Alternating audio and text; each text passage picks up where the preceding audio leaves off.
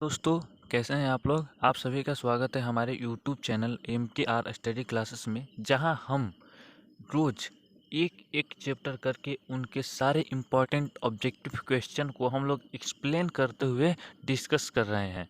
तो आज हम लोग का हिंदी के दिगंत भाग 2 के काव्य खंड के पार्ट 2 सूरदास के पद की बारी है।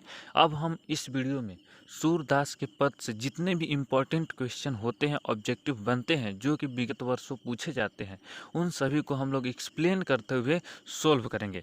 तो हम लोग बढ़ते हैं आगे इस चैप्टर की ओर। तो यह चैप्टर का नाम क्या है? सूरदास के पद। सूरदास के पद के रचयिता कौन है, यानी कवि कौन है? तो सूरदास के पद के रचयिता है हमारे सूरदास जी।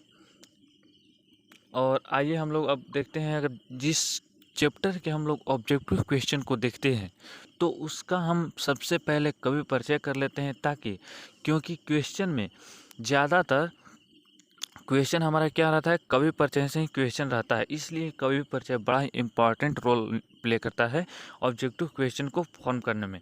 और ऑब्जेक्टिव क्वेश्चन या कवि परिचय से ही ऑब्जेक्टिव क्वेश्चन में हर साल 14 से 15 नंबर का क्वेश्चन आता है, हर साल आता है। तो यहाँ पे कवि परिचय इम्पॉर्टेंट हो जाता है। तो आइए हम लोग इस सूरदास के पद में जो कवि हमारे सूरदास जी हैं, उनका हम कुछ परिचय ले लेते हैं कि आखिर वो हैं कौन।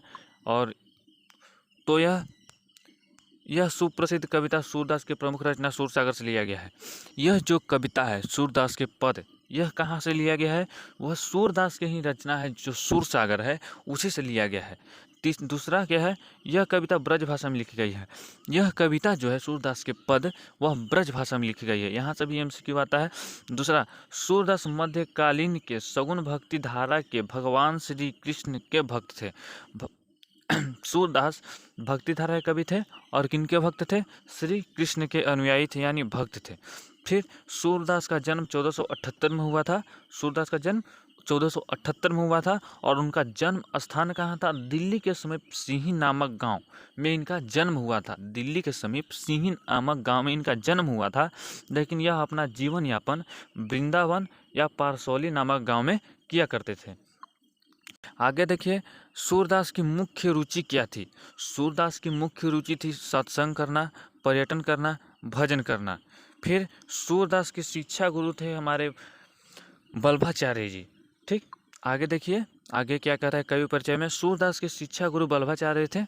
सूरदास की रचनाएं कौन कौन सी है? सूरदास की रचनाएं सूरसागर, सूर सरावली, राधा रसकेली, साहित्य लहरी, यह सब इम्पॉर्टेंट है, जो कि सूरदास की रचनाएं की हैं। और यह क्वेश्चन में भी पूछ दिया जाएगा कि इनमें से कौन सी रचनाएं सूरदास की नहीं है, या तो इनमें से कौन सी रचनाएं जो सूरदास की है। ठीक है, तो हम लोग कवि परिचय कर लिए, तो हमको पता है कि सूरदास किनके भक्त थे? श्री कृष्ण के भक्त थे। तो हम लोग यहाँ तक पहुँचने के बाद हम चलते हैं ऑब्जेक्टिव क्वेश्चन की ओर। तो हमारा पहला ऑब्जेक्टिव क्वेश्चन, कृष्ण भक्ति शाखा के कवि हैं। कृष्ण भक्ति शाखा के कवि कौन है? तो हमारे सूरदास जी हैं। इसका ऑप्शन आसानी से आप डी मार दीजिए, सॉरी सी। दूसरा, सूरदास कौन सी रचना है? हमने कवि परिचय में बताया था कि यह बहुत इंपॉर्टेंट हो जाता है, इसलिए इसको याद कर लीजिएगा। तो यहाँ पर सूरदास की रचना कौन सी है? सूरदास की रचना सूरसागर है। ठीक है, आगे आगे देखिए, आगे क्या है? सूरदास किस भक्ति के कवि थे?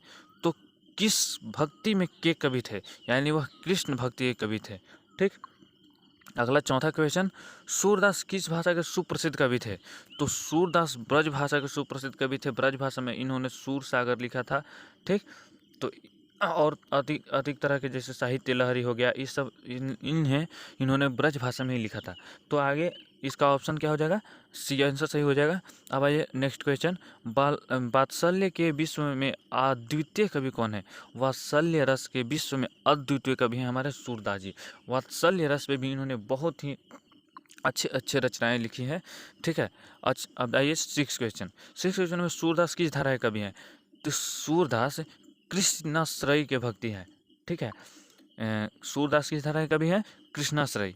सातवां क्वेश्चन क्या कहता है हमारा? सातवां क्वेश्चन कहता है कृष्ण कहाँ बैठकर भोजन कर रहे हैं? यह आप देखिएगा, आप जो पद है तो उनमें देखिएगा कि जो भगवान श्री कृष्ण है वह नंद बाबा की गोद में बैठकर भोजन कर रहे हैं। तो इसका ऑप्शन क्या हो जाएगा? ए। नंद बाबा की गोद में बैठकर भोजन कर रहे हैं। अगला क्वेश्चन है प्रस्तुत प्रथम पद के कृष्ण को किसको सूचना दी जाती है।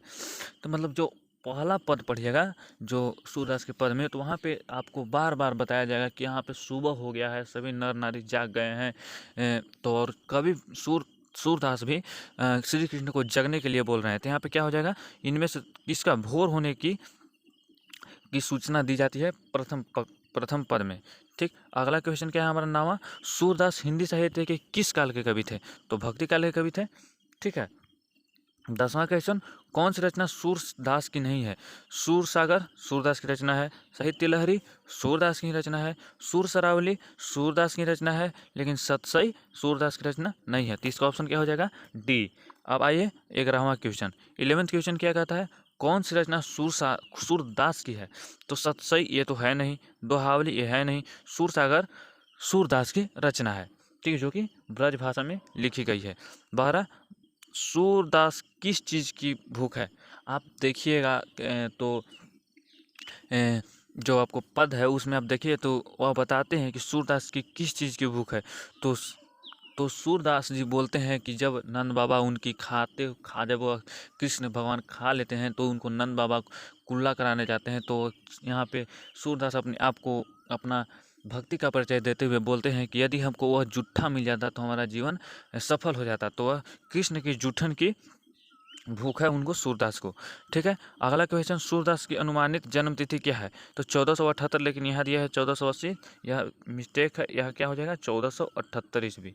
ठीक है, यहाँ पे वैसे भी अनुमानित ही देता है। ठीक, लेकिन 1480 भी यहाँ सही है, लेकिन 1478 भी सही है। ठीक है, अगला क्वेश्चन 14 क्वेश्चन क्या बोलता है, निम्नलिखित में से कौन सा कवि अष्टछाप कवि नहीं है।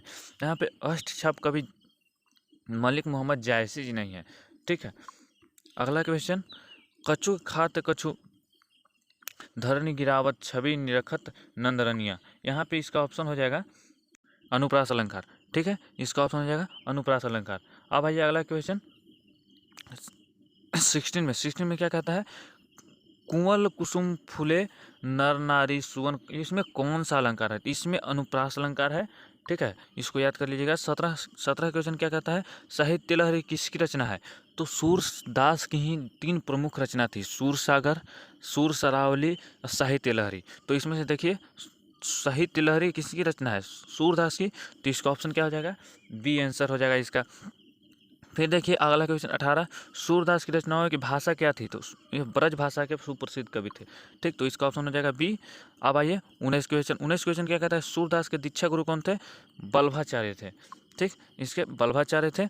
21 क्वेश्चन, सूरदास किस मार्ग में दीक्षित हुए। यह अष्टछाप कवि के रूप में यह मतलब विकसित हुए थे। इनका जो पहचान बना था वो अष्टछाप कवि के रूप में हुआ था। ठीक, अगला क्वेश्चन क्या कहता है, बल्भाचार्य से मिलने से पूर्व सूर्य किस भाव के पद गाते थे।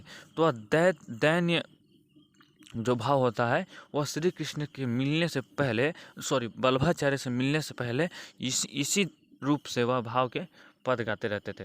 ठीक, देखिए अब अगला क्वेश्चन में ये, सूर सागर किसकी रचना है। सूर सागर सूरदास की रचना है। यह बहुत ही आसान क्वेश्चन था। अगला क्वेश्चन में आइए, द्वितीय पद किस खाद्य पदार्थ का उल्लेख नहीं है। जो दूसरा पद है सूरदास का पद, जिसमें कभी कृष्ण की खाने की जो व्याख्या कर रहे हैं, वह खाते समय क्या क्या कर रहे हैं, उस समय यहाँ पे बताया जा रहा है कि उस समय कौन कौन सी चीज़ है जो कि यहाँ पे वहाँ पे तो है लेकिन यहाँ पे उल्लेख नहीं किया गया है। यानी कि यहाँ दही की भी चर्चा की गई थी, माखन की भी चर्चा की गई थी, मिश्री की भी चर्चा की गई थी, लेकिन यहाँ पे अपूप मीन्स क्या होता है, अपूप मीन्स होता है पुआ की यहाँ चर्चा नहीं हुई थी। इसलिए यह ऑप्शन डी हो जाएगा सही, क्योंकि अपूप की चर्चा नहीं किया गया था। 24 क्वेश्चन, सूरदास की कृति है। सूरदास की कृति है मतलब सूरदास की रचना कौन सी है। सूरदास की रचना कौन सी है, साहित्य लहरी। ठीक, इसका ऑप्शन हो जाएगा 24। अब 25 क्वेश्चन में ये 25 क्वेश्चन क्या कहता है, सूरसागर किस भाषा के रचयिता थे। तो वह ब्रज भाषा के रचयिता थे, या तो वह ब्रज भाषा में ही अपनी रचना को लिखते थे। अगला क्वेश्चन क्या है, अगला क्वेश्चन है, सूरसागर से संकलित पदों में कौन सा रस है। ठीक, तो इसमें हास रस है। क्या कौन सा रस है, इसमें हास रस है, हास रस नहीं, इसमें हो जाएगा वात्सल्य रस। ठीक, इसमें हो जाएगा कौन सा रस, वात्सल्य रस। ठीक है। अगला क्वेश्चन 27, कन्या का क्या अर्थ होता है? कन्या, यहाँ पे देखिए कन्या का अर्थ होता है गोद में। यहाँ पे आप पद में देखिएगा तो सेकंड पद के प्रथम पंक्ति में ही दिया गया है कि जो हमारे भगवान श्री कृष्ण है वह नंद की कन्या में बैठकर खा रहे हैं, यानी कन्या मतलब यहाँ क्या हो जाएगा, गोद हो जाएगा।